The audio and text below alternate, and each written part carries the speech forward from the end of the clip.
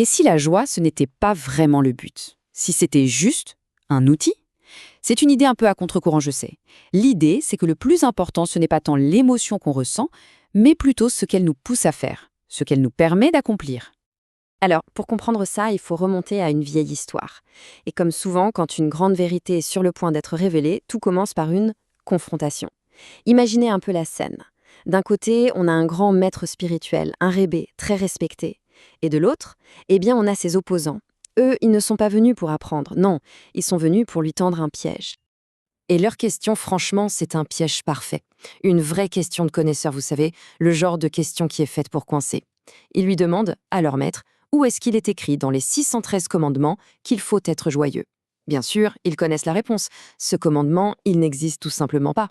Ça y est, ils sont sûrs de l'avoir eu. Sauf que la réponse du rabbin est juste brillante, d'une intelligence mais incroyable. Au lieu de tomber dans leur palot, il va complètement renverser la table. Il ne va pas leur parler de la loi, non. Il va leur parler de ce qui la rend possible. Et sa phrase est d'une symétrie parfaite. Écoutez bien ça. C'est là qu'on saisit toute la beauté du truc. Regardez bien. La joie, ce n'est pas un commandement. Et la tristesse, ce n'est pas un péché. Non, ce sont des catalyseurs. C'est ça le mot. L'un, il prépare le terrain pour faire le bien. L'autre, il prépare le terrain pour le mal. La symétrie est juste parfaite. Ok, alors creusons un peu la première partie de cette idée, le pouvoir de la joie. Si la joie n'est pas un commandement, comment est-ce qu'elle peut amener à accomplir tous les autres? C'est quoi le mécanisme derrière tout ça? En fait, le processus, il est à la fois simple et super puissant. La joie, ça génère de l'énergie, une sorte de vitalité qui donne envie de bouger, d'agir.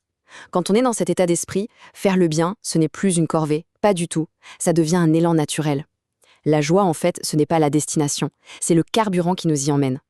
Maintenant, passons à l'autre côté de la pièce, le danger de la tristesse.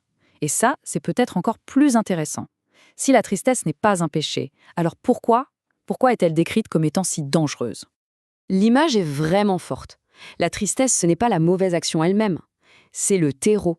C'est le sol, vous voyez, un sol sec et craquelé où toutes les mauvaises choses vont pouvoir pousser beaucoup plus facilement. Elle nous vide de notre énergie, nous rend apathiques, et c'est justement dans ce vide que les erreurs, les fautes, eh bien, elles prennent racine. Donc au final, qu'est-ce que ça nous dit tout ça sur la joie et la tristesse? Ça nous dit que l'important, ce n'est pas de juger une émotion qui passe. Non, ça va beaucoup plus loin. Ça parle de quelque chose de plus profond.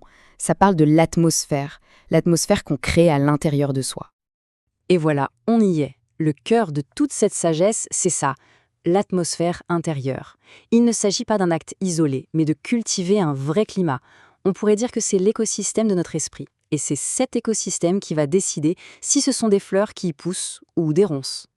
La leçon de cette histoire, elle est donc super pratique en fait. Le but, ce n'est pas de se forcer à sourire quand ça ne va pas, on sait tous que c'est impossible.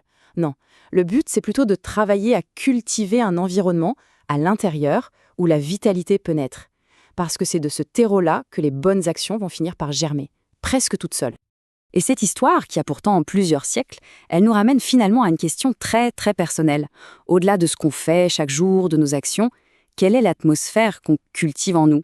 Est-ce que c'est un climat qui favorise la vie, la croissance, ou est-ce que c'est un sol qui, doucement, prépare la chute?